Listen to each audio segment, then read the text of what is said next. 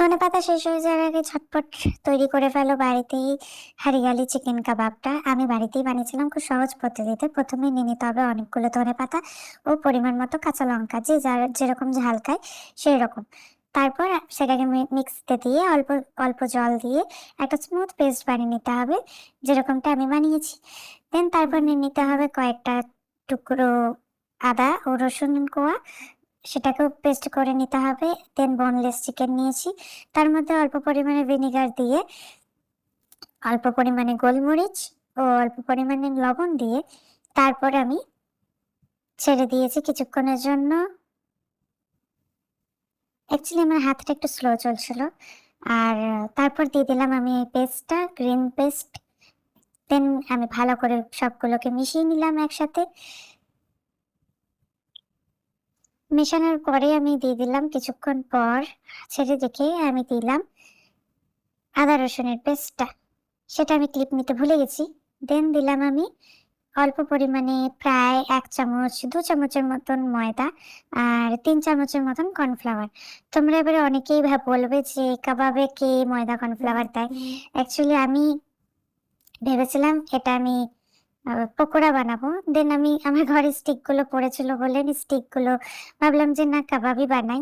তো দেন আমি ট্রাই করলাম কাবাবের জন্যই। তো দেখার জন্য যে কিরকম হচ্ছে ব্যাপারটা।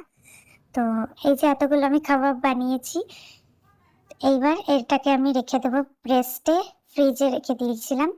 দেন সন্ধ্যাবেলায় আমি নামিয়েছি ফ্রিজ থেকে।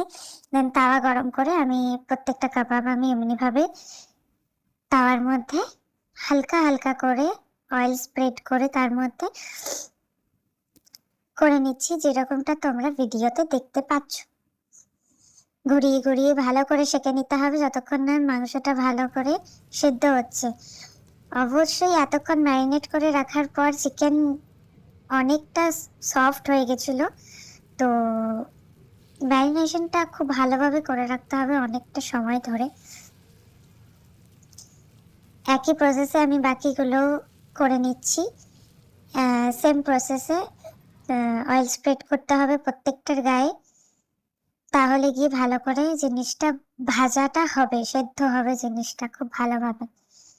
দেন এটার মধ্যে স্মোকি ফ্লেভার দেওয়ার জন্য আমি প্রত্যেকটা স্টিককে আমি একদম ডাইরেক্ট গ্যাসের চুলাতে দিয়ে সেঁকেছি, যাতে একটু স্মোকি ফ্লেভারটা আসে। আর এক্স্যাক্টলি আমি যেরকমটা চেয়েছিলাম সেরকমই এসছে, নো ডাউট। এটাতে তোমরা এরকমভাবে ট্রাই করে দেখতেই পারো নতুনভাবে। আর এটা হলো ফাইনাল লুক।